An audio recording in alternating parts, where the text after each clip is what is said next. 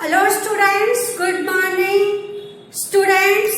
आज हम हमारा चैप्टर नंबर 14 पढ़ेंगे, जिसका शीर्षक है मेरी माँ। लेखक है राम प्रसाद बिस्मिल। राम प्रसाद बिस्मिल का जन्म सन 1887 ईस्वी सन में हुआ था और इनकी मृत्यु, इनका निधन सन 1927 ईस्वी में हुआ था। स्टूडेंट, सबसे पहले हम पाठ के कठिन शब्द अर्थ देख लें। नितांत, नितांत का अर्थ होता है पूरी तरह से, क्रांतिकारी, किसी प्रकार की क्रांति चाहने वाला। अवर्णनीय, जिसका वर्णन न हो सके। स्टूडेंट्स, मेरी माँ, यहाँ पर लेखक राम प्रसाद बिस्मिल अपनी माँ के बारे में बता रहे हैं। बालक के व्यक्तित्व निर्माण में माँ का योगदान सबसे बड़ा होता है। कहा जाता है कि बच्चे की पहली गुरु जो होती है वह माँ होती है और दूसरा गुरु वह होता है जब बच्चा पाठशाला जाना शुरू करता है। बच्चे के पालन पोषण, उसकी शिक्षा, उसकी दीक्षा, उसका सारा कुछ जो भी काम है वो माँ के योगदान से संभव है। बच्चे की शिक्षा कैसी होनी चाहिए, बच्चे का पालन पोषण कैसा होना चाहिए, बच्चे को किस तरह से परिवार में रहना चाहिए, ये सारा जो सिखाने वाली होती है वह है माँ।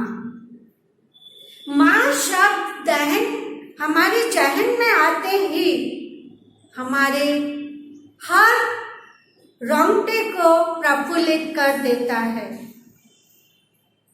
राम प्रसाद बिस्मिल कांग्रेस लखनऊ में जाना चाहते थे, लेकिन उनके घर में उनके दादी जी और उनके पापा राम प्रसाद जी को वहां जाने नहीं देना चाहते थे।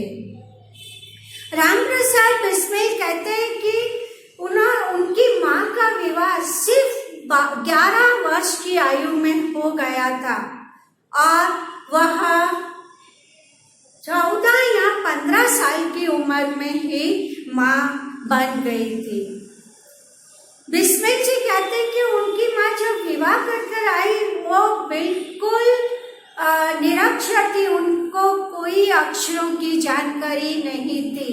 उन्होंने अपने बालक के लिए घर में आने वाली सखियों से अक्षर ज्ञान लिया और उस अक्षर ज्ञान को वह अपने बालक को सिखाती रही। बिस्मिल जो कार्य करना चाहते थे, माँ ने हर समय उनका साथ दिया। बिस्मिल को सीढ़ी बाई सीढ़ी उन्होंने ऊपर चढ़ने दिया। बिस्मिल क्रांतिकारी बनना चाहते थे, लेकिन दादा दादी और पिता के विरोध के कारण वह क्रांतिवीर नहीं बन सकते थे। लेकिन माँ ने उन्हें अपनी तरफ से जोड़े हुए पैसे दिए और उन्हें लखनऊ जाने दिया और वहां पर लखनऊ कांग्रेस में बिस्मिल ने बहुत से कार्य किए। जब बिस्मिल लखनऊ से वापस आए तो उनके दादा ने और दादी और पिता ने यह निर्णय लिया गया कि अब बिस्मिल का विवाह कर देना चाहिए। तब बिस्मिल बहुत छोटी उम्र के थे, तब भी माँ ने इस बात का विरोध किया। माँ ने परिवार के सामने खड़े होकर कहा कि पहले मेरा बालक बिस्मिल पढ़ाई लिखाई करेगा, कुछ बनेगा, अपने पैरों पर खड़ा होगा और अपने सारे शौक पूरे करेगा, उसके बाद मेरे बालक का, मेरे बेटे का विवाह होगा। इस पर भी माँ ने उन्हें बचा लिया। बिस्मिल आगे पढ़ाई करना चाहते थे, वकालतनामा करना चाहते थे, माँ ने उनका इसमें भी साथ दिया। ये सब बातें बिस्मिल ने अपने आत्मकथा अंश में लिखी है।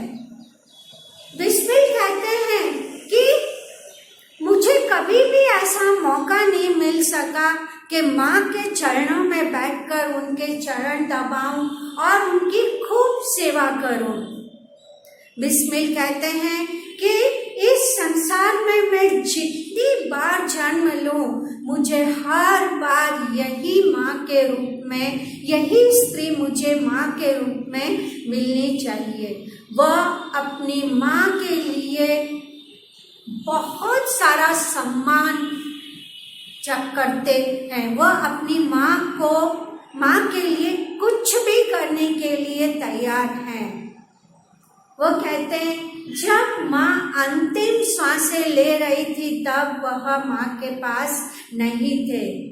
तब वो ईश्वर से कहते हैं कि हे ईश्वर, जब मैं अंतिम सांसें ले रहा हूँ तो मेरी माँ की मुझे याद आनी चाहिए। वह इस तरह से माँ के लिए कई सारी बातें लिखते हैं।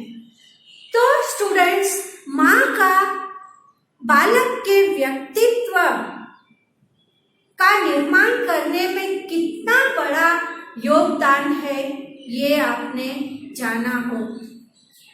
अगर माँ के द्वारा अच्छे संस्कार मिलते हैं तो बालक का भविष्य सुधर जाता है। क्यों ऐसा है?